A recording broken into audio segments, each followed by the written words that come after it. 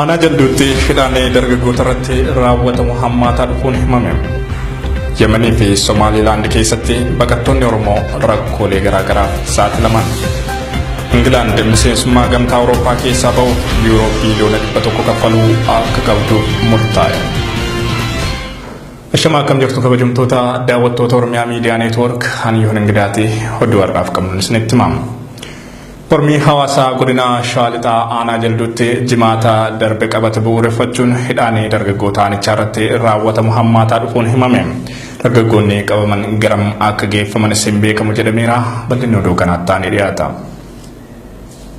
Godina Shaalixaa aanaa jalduu magaalaa Goojjootti mormii hawaasni sirna abbaa irree mootummaa Itoophiyaa irratti qabu barattootaa fi jiraattota magaalattiitiin jimaata darbe haaraan eegalee ture. Mormii jimaata darbe eegalame sanaan wal qabatees waajjiraaleen mootummaa lamaa fi buufata humnoota tikaa ta'uun tajaajilaa kan ture dhaabbanni barnoota leenjii tekniikaa fi ogummaanichaa qeerroo magaalichaatiin tarkaanfiin garaagaraa irratti fudhatameera. Manneen ergamtoota sirnichaa lama irrattis tarkaanfiin fudhatamuu oduu keenya dheengaddaatiin gabaasuun keenya ni yaadatama. Mormii jimaata darbe aanaa jalduu magaalaa Goojjootti qabate kana ukkaamsuuf humnoonni tikaa mootummaa yeroo ammaa immoo tarkaanfiiwwan garaagaraa fudhataa jiraachuutu himame. Hidhaanee dargaggoota aanichaa irratti raawwatamus hammaataa dhufuudha maddeen keenya OMN'tti kan himan. Gaafa jimaata ijoollee qaban tajaajilaa ijoollee jiraattota magaalaati. Barattoota keessaa akka information qabutti barattoota keessaa barataa tokko qofaatu qabame. Warreen gaafas qabaman gaafasuma galgala fudhatanii bakka biraatti sokkanii hanga amma bakka isaan hidhaman hin beekamu.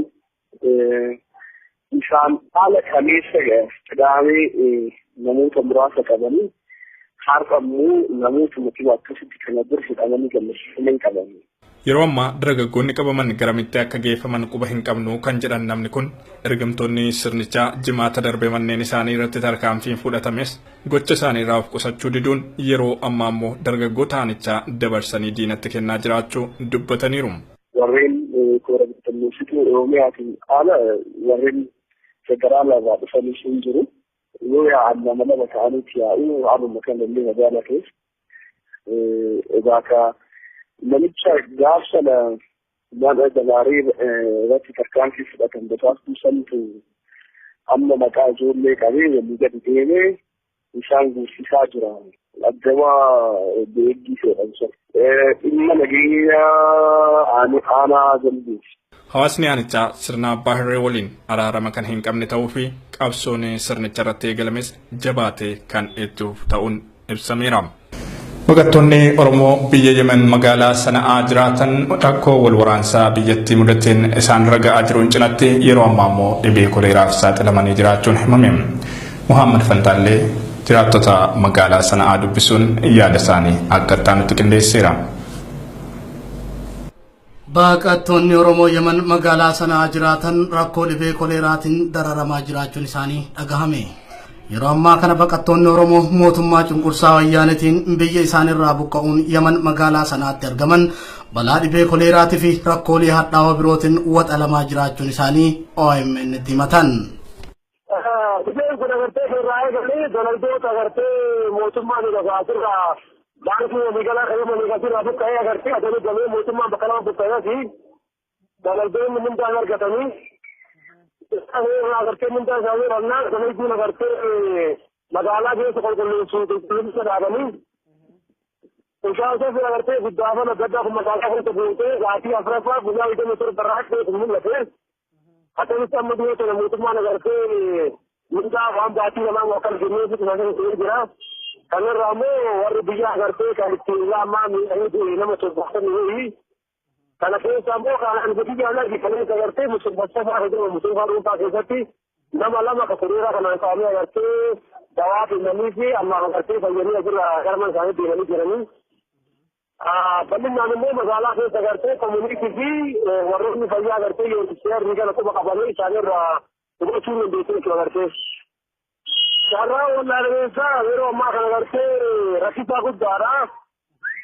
yaman keessa yeroo ammaa agartee abboonni biyyaatu baqataadhaa haalli jiru eegummanni biyyaasee uummanni haalli biyyaasee ni agartee warroonni agartee milisaa jedhamuun biyyaasee ni agartee hedduu rakkinni jira waan gargaarsa guutuu isaan harka seenaa nu baqataatii fi abboonni biyyaa agachaa jiranii isaan tuwaan kana dhuunfatti nutti baraa jira bakkoonni waan kana fayyaa rakkinna guddaa jira waan kana fayyaa tura.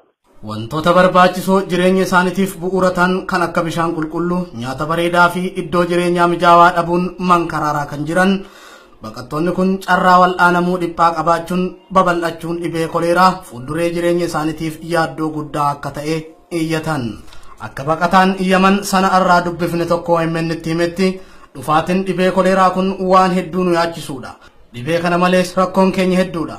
Yeroo ammaa kanas haalli mootummaan biyyattii keessa jirus gaarii miti. Tajaajilli warra UNHCRs baay'ee waan nama jibbisiisudha. Balballi dhaabbatichaa banaa waan ta'eef malee nuuf cufamaadha jennee afaan guutuu dubbachuun ni danda'ama. Baqattoonni keenya haaraan amma biyyarraa baqatanii dhufanis roga hundaanuu simannaa fi tajaajila humaatu dhabaniiru. Namni garaa garaa qabdu qaba jechuudha. Manguddoon keenya rakkataa jira. keessattuu egaa waajjirri yoo enerjii as cufame as baqataan keenya kaarotee waraqaa eenyummaan qabu yoo inni agartee mana yaalaa rakee as waraqaa eenyummaan qabdu yoo agartee ofirraa haayanii ka eenyummaa qabus garaa qabdu qofaa fi ijoollee daa'imaa jechuudha kan yaalamu sanii jechuudha yoo inni fudhatu isaanii akkaan akka ta'e jechuudha fakkeenyaaf amma warroota kaleen isaanii agartee hojii haatee jira ka dhiqachuu hin dandeenye ka agartee dameen takata agartee kan keessa alkeeraa jiru jechuudha isaantu gargaara jira jechuudha. Kanaaf namoota akkana kana jira deemaa keessa jira rakkinni guddaa jira waa'ee gara UNHCRitti wanni godhamaatu jiru haalaan gamaa bara keessatti uummata Oromoo laasitee waraqaa jijjiirachuu hin dandeessu ka waraqaa kana jijjiirachuu hin dandeenyu haaraan hin galmeessuu hin dandeenyu amma addameen jirtu IDRii fi akkasumas jallisaa keessatti raamatee namoota barreessaa barbaachisu dhaabanii jiru agarsiisuuf galmeessanii waajjirri yoonni seerri ulaa isaan cufaa jira jechuudha. Mirgi dhala namaatu nuuf eegamaa hin jiru. Kanaafuu erga tajaajila UNHCR kana dhabanii booda baqattoonni keenya waraqaa eenyummaa baqattummaa isaanii raggaasisuuf waan hin qabneef dhibee kamiifuu gaafa gara mana yaalaa deeman waraqaa eenyummaa yoo hin qabaamne wal'aansa homaatu hin argattan jechuun ari'amaa jiraachuu isaanii dubbatan. Akka quuqama lammummaatti kan hubatamuu qabu rakkoo yeroo ammaa kana baqattoota ilmaan Oromoo Yaman magaalaa Sana'aa keessatti argaman qunnamaa jiru rakkoo laayyoo miti. Koominitiin baqattoota Oromoo magaalaa Sana'aatis rakkoo dhibee koleeraatiif daa'imoota bira yoo dhaabbannellee baqattoota guutuu gargaaruun humna keenya ol waan ta'eef dhukkubbii mataa nutti ta'eera jechuun iyyachuun isaanii himame. Maddeen keenyatu gabaase. Godina Baaleetti daandiin magaalaa Roobee aanaa raayituutiin wal quunnamsiisu addaan cituu isaatiin rakkoolee garaagaraatiif saaxilamaa jiraachuu jiraattonni aanaa Ginneer himan. Faayizaa Eliyaas jiraattota kanneen dubbisuun yaada isaanii akka itti qindeessiteetti.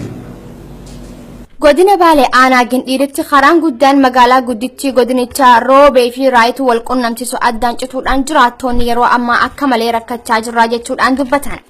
Magaalaa Roobee aanaa raayituu irraa kiiloomeetira 190 fagaattee argamti. Fageenya dheeraa kana jidduutti daldaltoonni lafootis ta'ee warreen konkolaataan bobba'anii galan yeroo ammaa sababa karaan kun addaan citeef akka itti dalagannu wallaallee afaan marannee taa'aa jirraa jaan. Keessumattuu yeroo ammaa xiyyeeffannaan bu'uuraalee misoomaatiif kennamaa jirtu daran gadi bu'aa dhufte tahuu dubbatan. Rakkoon karaa konkolaataa kun Baalee qofa keessa osoo hin taane godinaalee Oromiyaa keessa rakkoon tun akka malee uummata keenya qunnamaati jirtu jechuudhaan dubbatan. Rakkoon karaa konkolaataan kun guyyarraa guyyatti lubbuu namoota hedduu galaafattee uummata keenyaaf gaafii guddoo sammuu keessatti taateeti jirtu jechuudhaan OMN'tti himan. Mootummaanis uummata adabuuf malee rakkoo bu'uuraalee misoomaa kana furuu hin dandeenye jechuudhaan kan komatan hoggaata'u haaluma kanaan wal qabatee karaan guddaan magaalaa Asallaatii fi Adaamaa wal quunnamsiisu addaan cituudhaan yeroo ammaa tajaajila kannaa akka hin jirre hubatame. Rakkoon bu'uuraalee misoomaatuun gama mootummaatiin wanni takkalleen irratti hojjetamaa akka hin jirre dubbatan. Haa ta'uuti karaan miiliyoona meeqa itti baafnee hojjenne jechuudhaan uummatatti dhaadheessaa turan haala sodaachisaa ta'een diigamee imaltuun magaalaa Adaamaatii fi Asallaa rakkachaa jirra jechuudhaan gabaasni achirraa nu geenye addeessa.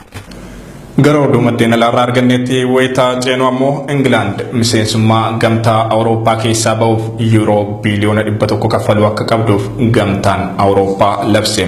Biyyattiin gama isheetiin maallaqa eerame kan hin kaffalle ta'uu beeksifteetti. Usmaan Abdullatiif. Ingilaand miseensummaa gamtaa Awurooppaa irraa bahuuf yuuroo biliyoona 100 kaffaluu akka qabdu jaame. Gamtaan Awurooppaa biyyi Ingilaand murtii filannoo uummataa hordofuun erga miseensummaa gamtaa Awurooppaa irraa bahuuf murteeffatte. Guutuutti miseensummaa gamtaa Awurooppaa irraa bahuuf maallaqa yuuroo biliyoona 100 akka kaffaltu seerri haaroon Ingilaand dirqisiisu akka irratti labsamuu dhiyaatee jira. Gamtaan Awurooppaa Ingilaand kaffaltii kana akka kaffaltu karoorfachuu isaa torbaan kana gabaasni gaazexaa Financial Times addeessa. Ministeera Brexit kan ta'an David Davis biyyi teenyaa maallaqa gaafatame kana hin kaffaltu jechuun ifatti dubbachuu isaa Reuters gabaase. Gamtaan Awurooppaa hangammaatti wanti gaafatame kan hin jirre ta'uu kan eeran ministeerri kun seerri akka Ingilaand maallaqa kana kaffaltu dirqisiisu jiraachuu fi jiraachuu dhabuu ilaalchise yaada kannuu irraa dabre biyyi isaanii kaffaltii kana akka hin raawwanne irra deebi'anii dubbatan. Gamtaan Awurooppaa Ingilaand maallaqa gaafatame kana akka kaffaltu sababni yaadni kun dhiyaateef rakkoo Ingilaand gamtaa Awurooppaa irraa bahuu isiitiin mudatu irraa dandamachuu akka dandeessisuuf akka ta'e himame. Biyyoonni yaada kana dhiheessan Faransaay fi Jarman akka ta'anis gabaasni addeessa. RDH irraa fudhanne. Kooriyaan kaabaa yaalii misaayilaa itti fufteetti. Yaaliin misaayilaa biyyattiin taasifte kun naannicha gara wal waraansaatti kan oofudha jechuun Yuunaayitid Isteetsii fi biyyoonni ollaa Kooriyaa kaabaa qeeqaniiru. Badar Yuusuf. Kooriyaan kaabaa yaalii misaayila dhukaasuu irra deebi'uun dilbata kaleessas taasifte. Doorsisa Ameerikaa fi biyyoota ollaaf dantaa kan hin qabne Kooriyaan kaabaa misaa'ila bilaastikarraa tolfamee kiiloomeetira 4,500 furguga'u taasiftee jirti. Yaalii dhukaasa misaa'ilaa Kooriyaa kaabaa firriiba kan dhabdee Yuunaayitid Isteet biyyoonni addunyaa martinuu qoqqobbaa cimaa akka irra kaayan gaafatte. Tarkaanfiin dhukaasa misaa'ilaa kun godinicha gooluun cinatti murtii tokkummaa mootummootaa kan cabses jedhame. Muummichi ministeeraa Jappaan Shinzo Abee gama isaaniitiin mootummaan isaanii qophii barbaachisu akka taasisu akeekkachiisan. Mootummaan Chaayinas tarkaanfiin Kooriyaa kaabaa misaa'ila dhukaasuu kun rakkoo godinichaa daran ol kaase jechuun balaaleffatte. Raashiyaanis tarkaanfiin yaalii misaa'ila dhukaasuu Kooriyaa kaabaa kun kan isii yaaddesse tahuu dubbatte. Egaan daawwattoota keenya walumaa galatti oduun har'aaf qabnu kanneen turanii waan nu daawwattaniif galanni keenya guddaadha. Qophiileen Oromiyaa Miidiyaa Neetwoorkitti yeroo gaarii.